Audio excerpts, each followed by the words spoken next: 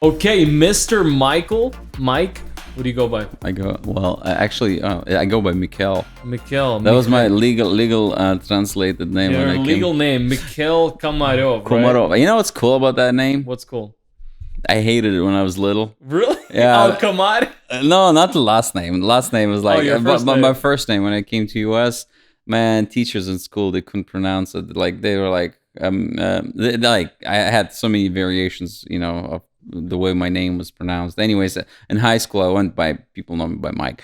But my full legal name, though, was translated as Mikhail. It is Mikhail. So that's how I had all my documents all the time. So I just like, you know what? I'm just gonna go by the name. And the cool thing is that even now, I mean, I'll call someone that I've dealt with like 10 years ago. Mm-hmm. I'll be like, hey, is this so-and-so? Yeah, this is Mikhail. That's all I have to say. And they're like, hey, Mikhail. I know exactly who you are. Because, I mean, Mike's, Michael's, whatever. There's a lot of them. Mikhail's, maybe they know one or two. So it's kind of like, I'm like, dude, this works. I'm going to stick to it. Exactly. See, my problem is, like, I'm Ruslan. So when I work with people, they're like, oh, you're the first Ruslan. And then all of a sudden they meet a couple more Ukrainians or Russians. Oh, there's like 50 of you guys in Sacramento. Yeah. Everybody's named Ruslan, but it's not too bad. It's not bad, dude.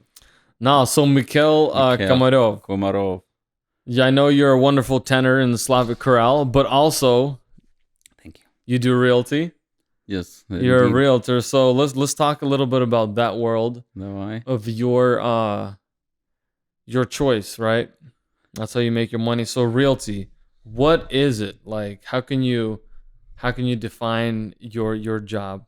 My job is I help people make one of the most important purchases of their life. Investment purchase. I mean, not everyone looks at it as an investment. I mean, it is an investment. You're right.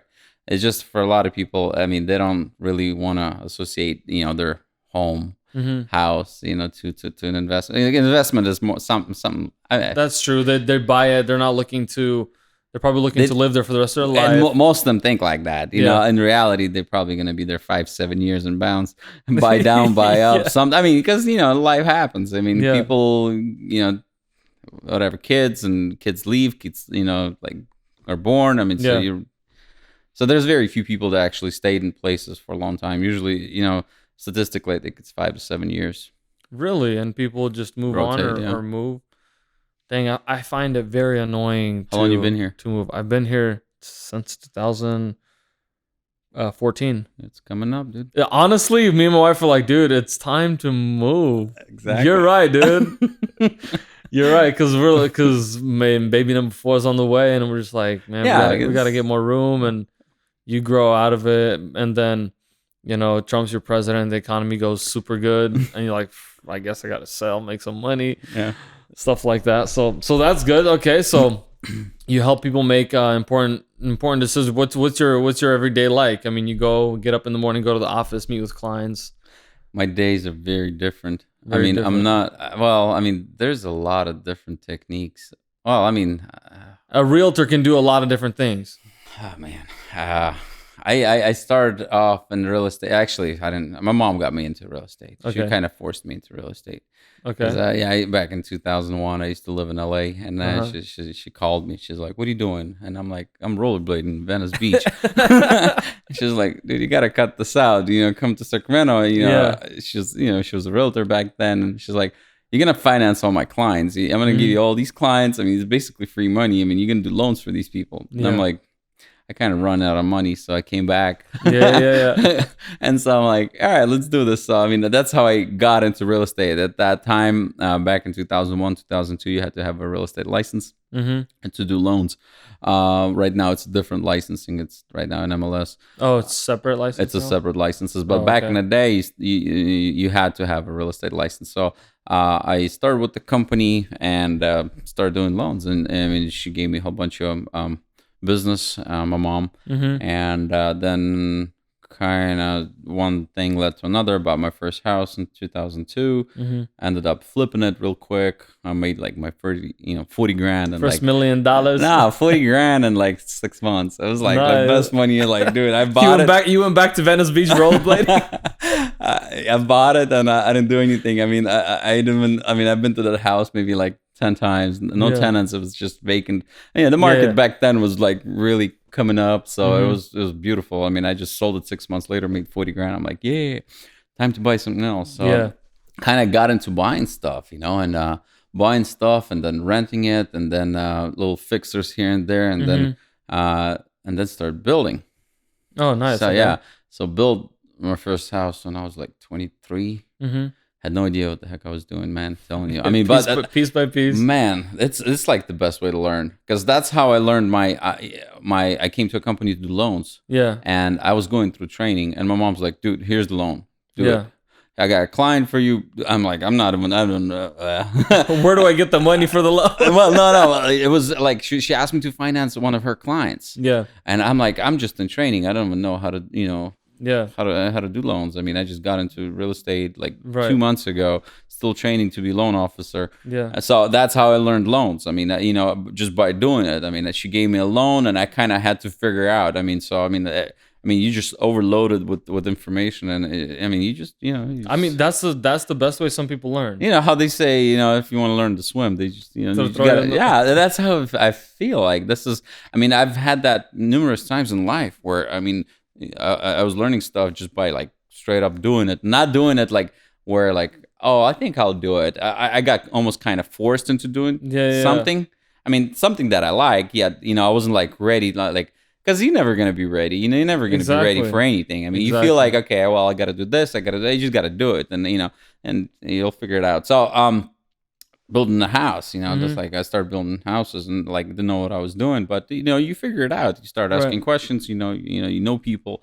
So, and that's when I feel like I found my passion when I started building. Because not so much like building process is cool. It's really fun. But what I enjoy the most, it leads to, like I'll drive by property right now that I built, and I'm like, yo, I built that. It just, I mean, I didn't build with my hands. I put this thing together. Right.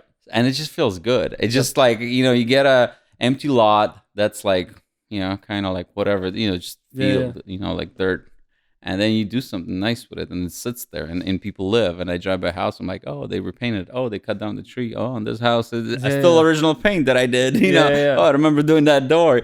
And to me, that's so cool. I mean, to me, but I feel like real estate got me, to that point because it's kind of, it's a little chain reaction.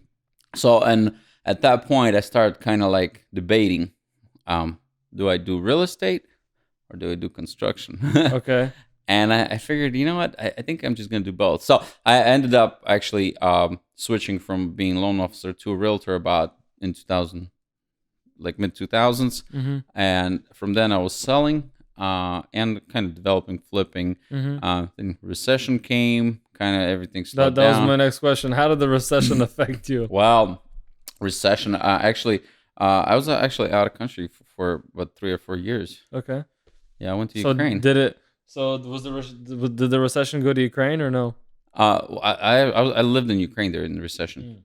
What happened? I kind of started feeling that the recession's coming. I don't know. Everyone was talking about it. And when you're a realtor, when you're at least somewhat active, you got your hand on the pulse, man. You feel, you just see numbers. I mean, you see houses are sitting on the market. There's like no offers. There's even right now, there's certain months where people are like, oop, inventory's low, or inventory's high. All houses are, not going over asking. We're not getting multiple offers. So all these little triggers, and if it happens like for a month, I mean, it's kind of no big deal because next time, next month picks up or some. Sometimes it's just like a recession. If we're in default, if we're in recession for so many, then we're in depression. Kind of like same in real estate. If it were like there's an issue, like houses are not selling, we're not getting multiple offers, month after month, and we got a problem. I mean, people don't want to buy. But so right now we're kind of up and down. So during recession, I was in Ukraine. I felt like something was weird. I mean, because like I said, I mean, you have your hand on the pulse and you feel it. So started selling all my stuff, sold it all, and as it happened, I had an opportunity to invest into real estate there. So I went there and invested some money in Ukraine, and I ended up staying there for like 4 years, and Nice. I went to school there, and that's cool. Just lived a different world. Yeah, because I mean, I came when I was 10, and then going back there when I'm 26, Mm-hmm. it's a little different, Yeah, like, you were saying I got my hand on the pulse. I just remembered a guy he was telling me right before the recession hit, he had a dream. He bought a house, he remodeled it, they moved in. He has a dream that I don't remember the details, but he had a dream that he's like, I need to sell the house. Mm-hmm. So literally, he posts the house, he sells it, and literally, I think it was a week or two, and things just collapse. Yeah. And so when you're in it, I mean, you got to be in it to win it, right? Yeah, and like as far as right now, I mean, I sell real estate, and I develop, I flip properties. Mm-hmm. I got a few projects lined up that I want to develop, and I mean, to me that's fun. First of all, financially, it's really, when you're in real estate, you know a good deal. You don't have to ask someone to find you a good deal, because it's like you just know. I mean, you come across so many houses, and you know, okay, this thing, there's money there. Yeah. Or there's money in here.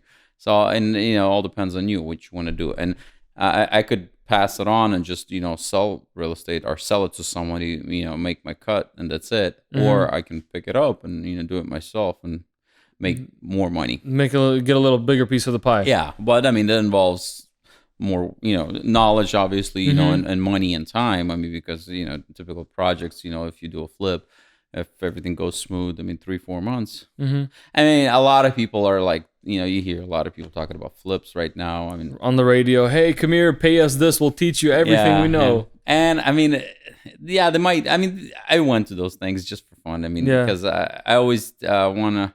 I consider myself to be an entrepreneur. Right? Yeah, I want to hear and know what people are doing, what people are teaching, because I mean, it's good to know the trends. Right. So like whenever I get an invitation like that, and I do get them, I'll just go there, just for fun. I mean, just to hear like if who this person is, or or what they're teaching. I mean, because it's interesting.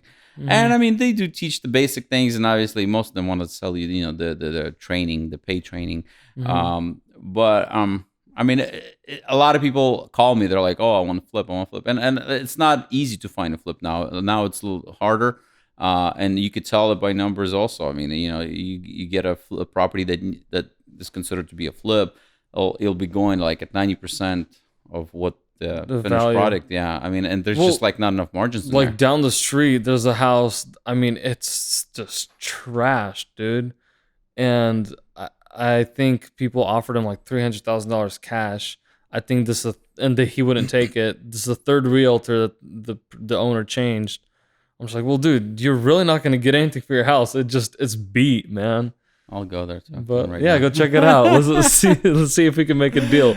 I'm glad you came on, because usually people think of a realtor as strictly somebody that sits in an office and drives around with the client. And you're a little bit different than that. You like to think outside the box, do things outside the box, Yeah, the thing is, I feel like because I've done different sides of real estate, it's really easy for me to talk to clients, and I'm honest with them. I walk into a house, if I'm showing a house, and I'll be like, yo, this place needs a floor, needs a paint, needs a new appliances. You're gonna spend at least $1,500 on appliances. You're gonna need like a new kitchen, that's $7,000. You got new floor here, you got 1,000 square feet times at least $4 or $5 a foot. Boom, mm-hmm. That's another $5,000 plus paint. I mean, that's plus I mean, you probably need like $25,000 out of pocket, and that's gonna take you 2 months. Right. So yes, this house is $280,000, but there's one down the street for $315,000. What do you want to do? You can finance that thing. Here you're gonna come up with cash. Yeah. So it's like you give them you kind of perspective. It's like, all right, so I mean, yeah, you can play with this if you want to do it. Yeah. But I mean, it's a gamble. I mean, fixers are you don't know. I mean, sometimes there's a busted pipe underneath the concrete. Right. And that's like or somebody cut the trusses or something, and it's like Your roof starts sagging or something. Exactly. So it's good to have that knowledge, and people appreciate it, and they see it, they understand. Definitely. You know, it's like today. I mean, I had a client that I said, you know, I'll take your money, but I mean, I feel, you know, I just like want to be straightforward. You with feel people. guilty, yeah. Yeah, because I mean, you know, I'll make my money. I mean, I'll find another client, but if I can tell people, you know, guide them, because it is an important investment and it's a big deal, you know. And I definitely, one thing that I come across a lot of agents, you know, and I've seen a lot of agents, and the agents come and go. Yeah. And a lot of them, you know, they're selling. Yeah. They're selling, and I kind of feel bad. I mean, I don't want to sell. I mean, I want to help people, and this is kind of my mindset. It's like, dude, I don't necessarily want to be like best friends with people that I sell to, but I want to be friends with them. I don't want them to like to be upset that I forced them into purchasing. So what do you mean by when you say there's a lot of agents they're selling? I mean, like for example, like they're helping people sell houses, or like they're really like coming. You know, they're using real estate as they're doing it as a salesman. Oh, okay. And I don't know. To me, like for example, there'd be a house. You know, there's 3 agents that went through the other house, your neighbor's house. Yeah. And every single one promised him to sell. Because, I mean, I probably wouldn't even get that listing. I'd be like, dude, either, you know, we're going to list it for $250. Yeah. Or I just don't want to waste my time. Right. Where a lot of agents that want that listing, they'll promise the seller that they will deliver. Yeah, you make like, a bazillion dollars. Like, seriously, I'll sell it for you. I mean, you can't jump higher than your head, man. Yeah. It's like some people can't even jump as high as their waist. But and then this is, I see this a lot, you know, and where realtors, they'll promise clients like these you know, as they say in Russian, hills of gold. Hills of gold, big money. Money. And I'm like, I want to be more real with people. I'm like, you know what? I'm confident on what I can do for you, and I'll as your agent, I will represent you and look after your interest. You know, you're going to be my main concentration. I mean, I'll get as much money as I can for your property, right? Or you know, if it's a buyer, then you know, I'll fight, you know, to get the best deal for you. But I'm not going to promise you anything. Like on the listing side, you know, I see it all the time, and actually, I lose deals. I lose listings because I don't overpromise. I don't like to overpromise. So what happens? How do there's realtors that I hear like, hey, we'll sell your house or we'll buy it from you. What is that about? Well, actually, there is. Do they just have a bunch of money or what? You just gotta read the fine print. Okay. Because I mean, I could advertise that too. You know, I'll buy your house if nobody buys it for $300,000. Yeah. I'll buy it for $300,000. Oh, okay. Well, kind of like you know your house. If nobody wants to buy it, I'll take it for free. Well, I mean, that's over exaggerating. They usually their strategy is like they'll come in and these guys are actually pretty real on the numbers, so they'll tell you pretty accurately what the house will sell for. Yeah. So, and if it doesn't, then you know, in any market, I mean, obviously when you're a realtor and you go on the listing appointment, you do your homework. You know, pretty okay. You walk into any house, you're like, all right, is it gonna sell for X amount of dollars? Yes. What about X times 20? You know, plus 25, or you know, like, is it gonna sell for 500,000? Yeah. What about 525? 525 might be pushing it. I mean, so 505, 510. Yeah, that's the price. Because there's another one that's sold down the street, and there's another one that's sold right there. I mean, you do your homework, you know, and you know. But when you get a client, you pulled your comps and you know that this thing is 510, but your client wants 580. Yeah. It's like, dude, good luck. You know, it's like, exactly. And this is where, you know, like, again, some agents, they're like, yeah, man, I'll get it. You know, I'll do it. And then they end up sitting on them. And I mean, that's not my style. I mean, that's not what I do. I mean, you know, I don't want to, it's just not me. Yeah. So how do you, some realtors promote themselves on the radio, some on the TV, some do it on Afisha, different magazines. What do you do? Word of mouth, or you like to work with clients more? I started doing flips 2012, 2013, and I kind of got into those circles of people to do flips, and they became people that I hang out with, and I started meeting more people, and then like I'm buying stuff for them, I'm selling stuff for them, and just out of those, that group of people, I mean, if they're active, I mean, and then you get a couple of referrals from here and there, and man, you're just like, I mean, word of mouth primarily, yeah. I mean, actually, just closed the deal. I used to live in San Francisco. I don't know. I remember you telling. Yeah. Yeah, I remember how the heck. So you were in LA. You moved to Sacramento. Then you lived in Ukraine. Yeah. You lived in San Francisco. So what do you do? Like a little bit of commercial real estate or in NSF? Yeah, or anywhere. Do you mess with that at all? In San Francisco, I did. Yeah. Okay. In San Francisco. I mean, when I moved to San Francisco and started working there, I had like a really good, positive energy. And when I went there, I am like, I'm gonna pick like the best company to work for, and I'm gonna interview them. Yeah, that was my like. You want to pick the best company and interview them? Yeah. Okay. So how did that work? That worked out good. It's just like I feel like when you know what you're talking about, people see it, and like, and I mean, I'm not trying to like promote myself here, that's why I feel like, I don't feel uncomfortable, dude. If somebody wants to buy a house, reach out to the man, let him make you a deal, but I mean, I went through, okay, I came to San Francisco. Yeah. I used to work here at Keller Williams, and I'm like, all right, as it happened, I wanted to move to SF. I was young, I was single, so I was like, you know what, I always wanted to, so I was like, here, I'm gonna do it. So transferred offices to Palo Alto with Keller Williams, and worked there for a bit, but I lived in San Francisco, so it's a 30-40 minute commute, but it's kind of difficult when you come into a city where you have like zero knowledge of real estate.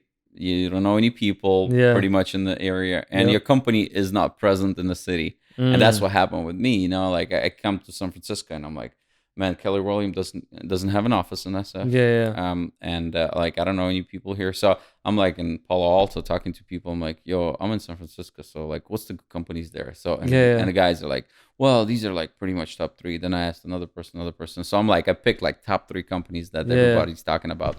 And I'm like, you know what? I'm just gonna go there and talk to them. And so I would come in and be like, "Yo, I'm looking for an office. You know, I've been working in real estate for this much. I just moved here. Willing to learn. What do you guys offer? Kind of what I mean, I just I feel like it's like a relationship, man. You met your wife, and you see it, and you're like, all right, this is it. You just click. I can make this work. Yeah. And you walk into an office, and you're like, I don't see myself working in some offices. You're like, I'm not feeling it. And then offices where I actually ended up working is like, I walked in, I'm like, yeah, this is cool. This is, I dig this. And so I got, the guy started interviewing me, and I told him, I went through a few companies. I was really straightforward and upfront with him. I'm like, I went through a few companies. I want to make sure it's the right fit for you and for me. I mean, I don't want to, start working for a wrong company. And I mean, I feel like they respect that. They like that, because they don't want to hire you and then, you bouncing. Yeah. So it's like, he was like, all right, cool. This is what we offer. And we kind of, just start, like it kind of, I don't know, became easier and like lighter. It wasn't like an interview where he interviews me. It was kind of, he knew that we're kind of both interviewing each other. Okay, so you've been a realtor in Sacramento. You've been a real estate agent in the Bay Area. What are some key differences maybe you've noticed? Like I'm sure it's different. First is the prices. Are way different. I know a lot of people are moving up to Sac, but then there's also people that make $1 bazillion that still stay in the Bay.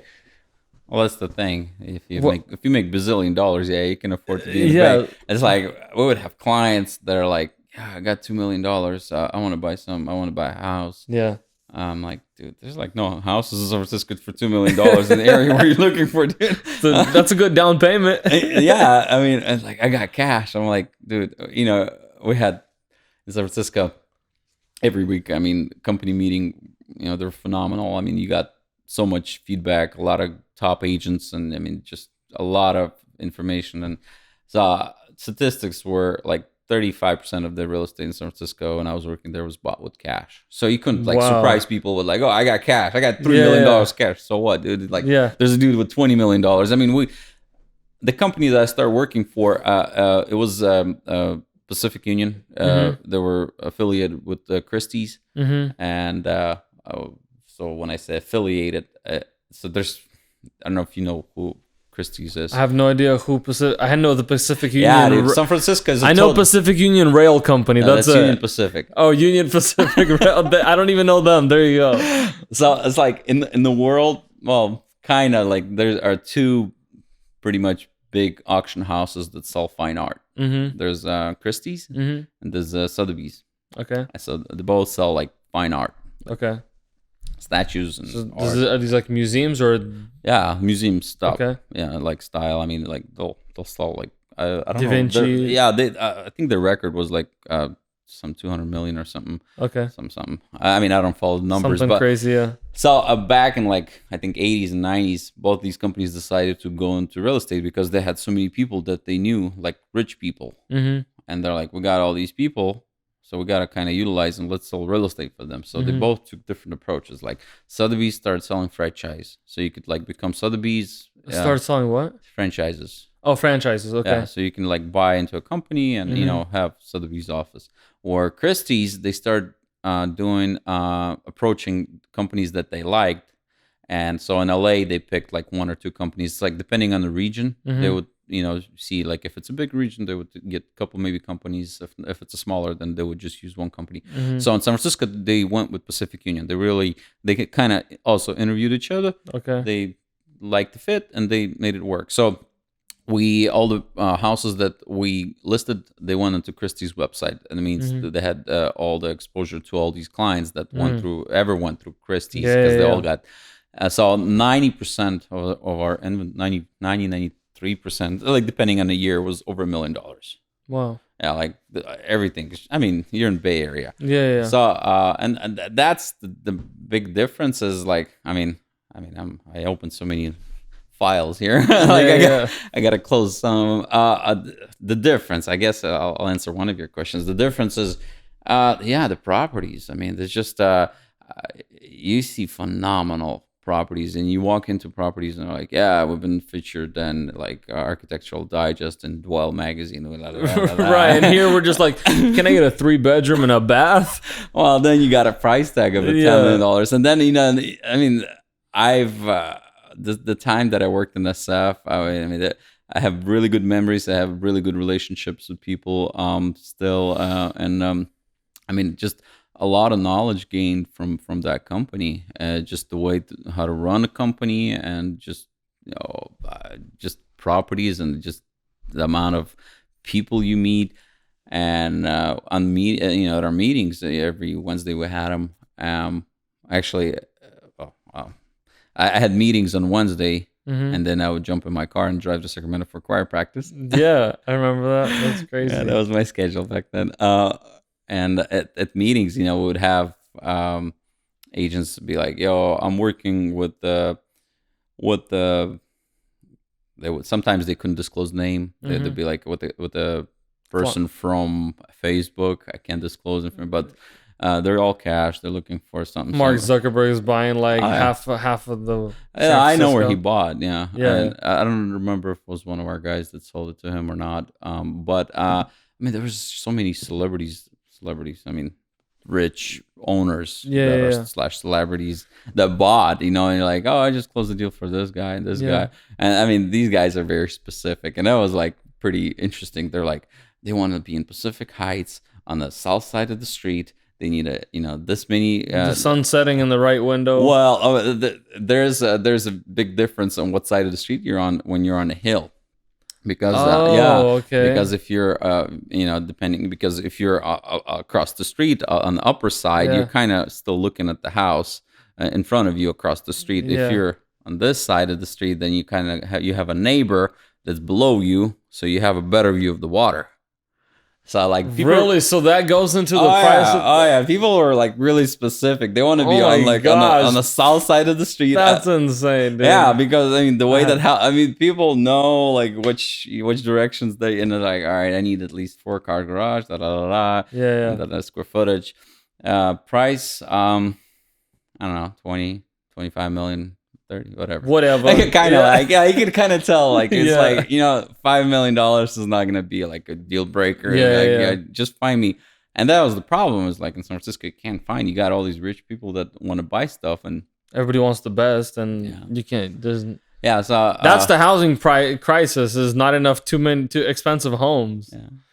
That's crazy. So that was San Francisco was really fun. And I started working with the commercial department in San Francisco, and that was fun too. Commercial, I got to learn a lot. Again, hands-on. I mean, just from simple things as serving notices to people. There, through the 30 or 50 units that we're selling, like you have to stick a notice that we're going to be, we're selling your house and we're going to be showing it tomorrow. So we got your keys. We're coming in. So somebody listening, and honestly, I've never really heard about the San Francisco market. I've only seen, like, I don't know, I call it regular realty, because this is my regular world, like your regular three bedroom home. But somebody's maybe looking into, want to become a realtor. Say they want to work for Christie's or whatever other things. How could they? Do you need a degree to go work for Christie's, or like you said, just go be a go-getter and get an interview? No, no, you don't need. All you need to do, realistically, to get to become a realtor, you need to take some classes in college. There's the required classes. If you go to DRE.ca.gov, that's a department. DRE? Yeah, DRE. Okay. Department of Real Estate. I'll tell you what classes you need. So a lot of times people, have taken a lot of these classes, so they might need 1 or 2 classes. And after you finish those classes, then you can take the exam. If you take the exam, I mean, then, but every 10 years, I just heard the statistic and I forgot. I think every 10 years, 800,000 people rotate. Realtors coming in, coming out, coming in, coming out. Really? It's just, I mean, people think it's easy, and it's just like anything else in life. I mean, you can make anything work. You can make any relationship work. Yeah. It's just like it's like how much do you want to dedicate yourself? Right. I mean, so if, say I become a realtor and I quit my job tomorrow, it's probably not going to pay my bills the first month. Oh, well, it depends. It depends how if you're fully on your own, because there's a lot of teams right now that you can join. Oh, so do they pay you like a salary or something? Or? Sometimes salary, sometimes a split on but still you kind of have to know what you're doing. I mean, so if you're in a team, a lot of teams they'll have different people do different things. Like they'll have people door knock or walk around the street and drop flyers or cold call or you wow, can. Yeah, I had no idea. Yeah, there's some teams. I was just listening to the podcast yesterday. This lady out of Wisconsin or something like that. I mean, there's somewhere out there. Man, she has a team of 30 people. Wow. Yeah, she had a month that she did. The team produced $400,000 worth of commissions for her. Well, for the whole thing. I mean, but then you got to feed 30 people. Yeah, so it's like. But I mean, so it's kind of like, do you want to run that big of a? So there's different. You can be a realtor, but use different styles, different approaches. Yeah, there's so many. Yeah, I mean, a lot of people are solo, and I mean, to be solo, it's not easy, especially if you don't know what you're doing. So and to run a team, it's kind of it's hard too, because I mean, you gotta really know what you're doing. What I did in SF, I mean, how I started it is like, even though I knew what I was doing, I just partnered up with people. I mean, I like started, just, it's funny as it is. I mean, you just got to dress good, smell good, talk, decent, where you can communicate with people where they're, all right, if they're going to send you somewhere, they're not going to be ashamed because you're representing them now. Yeah. So, and you just conduct your business, make sure that they're happy, make sure that their client is you happy. look like you just gotta look like a person that does business. Yeah. Yeah. I mean, that's what you look like now. Yeah, and until I moved to SF, my understanding of realtor was like a suit and a tie type of a dude. But in San Francisco, it's just like either I never paid attention before that. I don't know. It's just in San Francisco, I saw some of these guys that are super successful, and they're just like Casual. really casual, kickback dudes. And we were talking about education just before we started this, and that was another thing I was going to mention. In San Francisco, I was so surprised that so many people in our office, man, they had like Harvard graduate, Stanford graduate, law school, lawyer, this, that. Yeah. I mean, I'm like, man, like, what are you guys doing? I'm this kid from Sacramento. No, but it's like you don't really think that Harvard graduate is going to be a realtor. And I'm like, I was like, why? And then I'm like, connections, man. These guys got, they went to school. I mean, then I started kind of talking to them more, and the things that they're selling, who they're selling to, and they're like, my buddy, he owns a fund that he runs, investment fund, and so he buys all these properties that I sell to him, and then they sell through me, and and and then we're doing this with my other dude that I went to school with. We're building a lot of the San Francisco top producers, top agents. They develop, and actually a lot of them got to be big because they developed. So it's correlated. I mean, it's really tight and intertwined together, like real estate and construction. Yeah. It's just a lot of times people like, you're doing both. I mean, I don't really want to be like just realtor. I mean, to me, it's like a little gray area where if you learn to balance both of them, you can become successful. Yeah, I know so many. I mean, that developed. I mean, and people know San Francisco. And I think Sacramento's probably the same way. It's really small, and people know each other. I mean, you could drop a name here of a realtor, and they'll know if they get if they did something. San Francisco's even smaller because in reality, San Francisco City SF is like 7x7.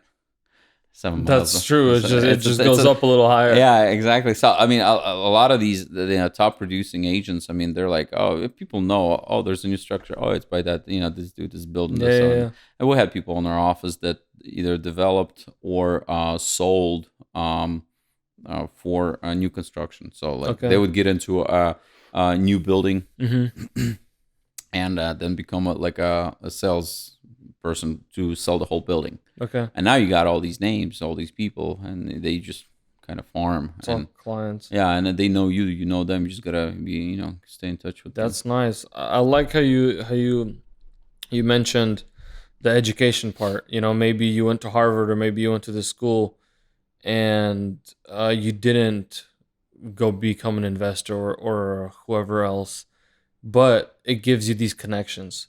So I'm guessing what I would say to our listeners is connections is super important. I mean, in any business, but in real estate, like if you can expose yourself, network, you probably have the best chance. Obviously, nothing comes easy and you have to work your butt off to make a living.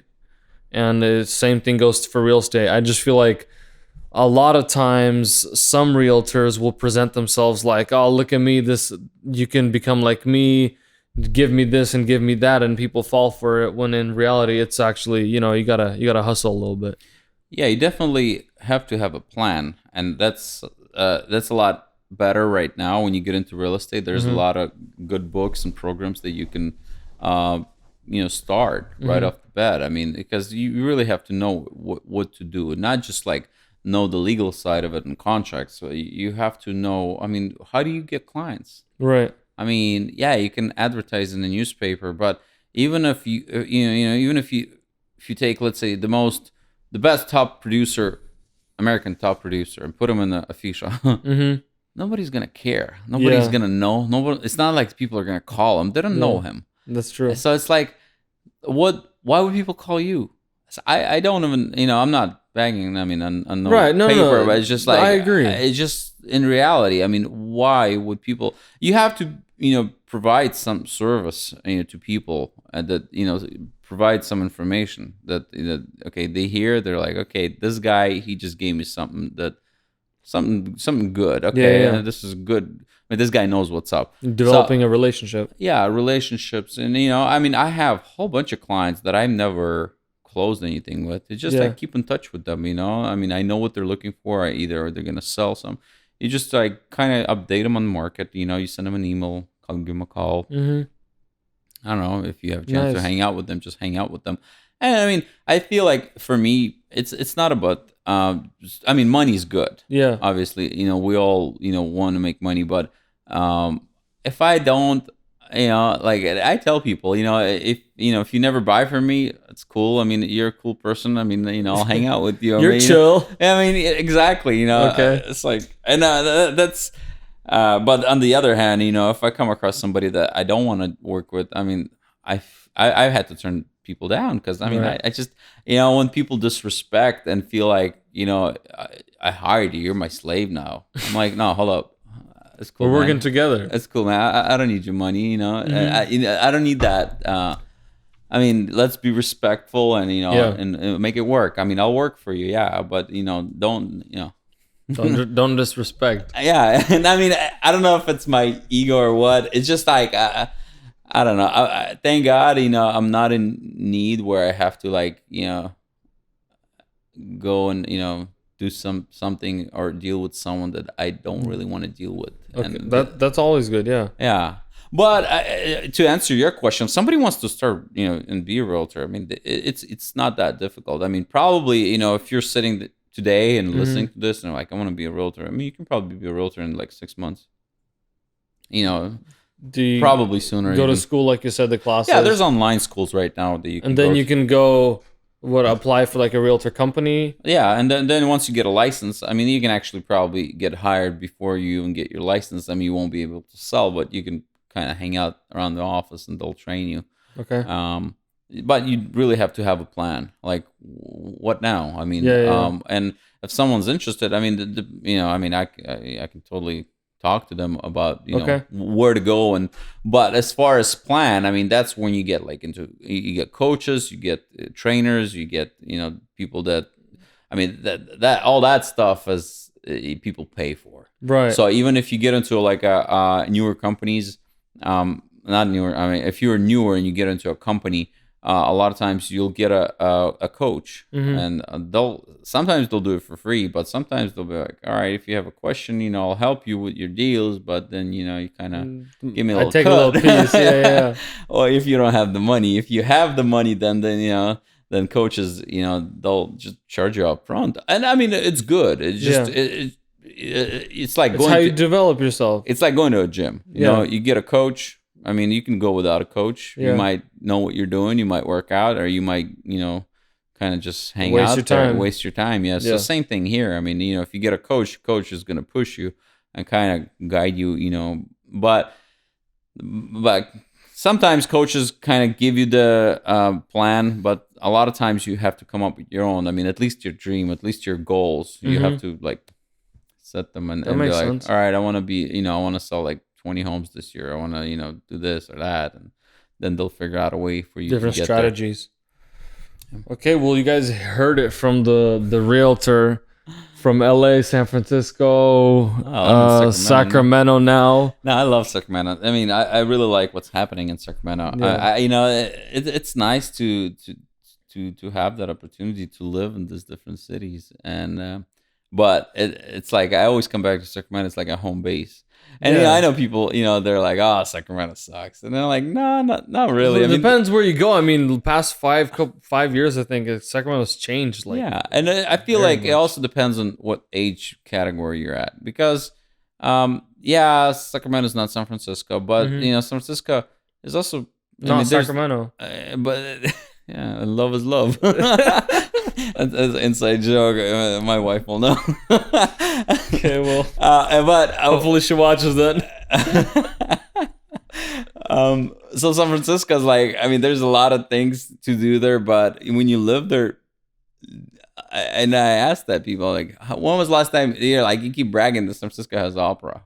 When was the last time you were there? 5 years. Well, I mean, me living in Sacramento, I was there like 4 times in the last 3 years. So I'm like, I go there more often. I mean, definitely. I mean, once you get older, you kind of stop caring for certain things that city offers. Yeah. And because when I lived in San Francisco, I'm like, if you have a family, it's really difficult there to have family. Yeah. And I would always feel bad, when I'm like going up to my apartment, in an elevator, and there'd be like a family with the scooter and 4 bags and a little kid, and they're all crammed in the elevator. Right. It's like, man, in Sacramento, you roll up into your garage, open the door, it's like, or not just a different lifestyle. Different, yeah. So it all depends, like what you want to do. But I'm really grateful for the opportunity that I got to be there.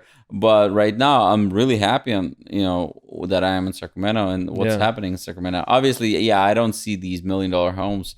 But thanks to my friends that I have in San Francisco, they have actually every Tuesday. San Francisco market is like very different than Sacramento as far as the way it's.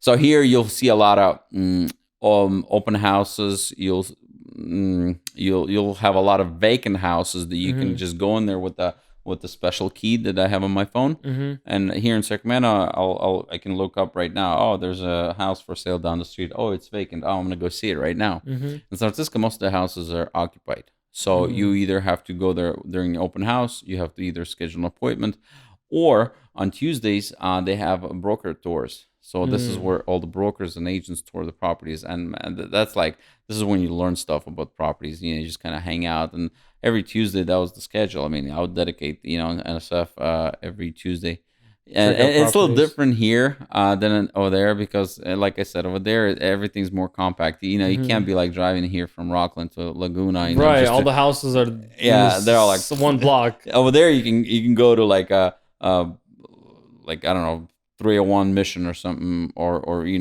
whatever street, I don't know, like Metropolitan or the Beacon or any Fremont, any of the buildings, because every building has a name.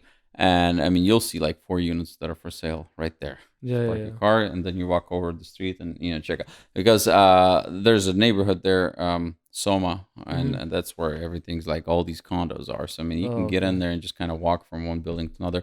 Where here in Sacramento, it's a little bit different. So I don't really tour properties here. I just kind of, I'll walk out of church on Sunday. I'm like, there's a property come out. I'm just going to go drive, see it. Because most of them are vacant here. Well, now in San Francisco, even like Dogpatch, Dogpatch area, it's developing like crazy. The past 5 years, Bayview.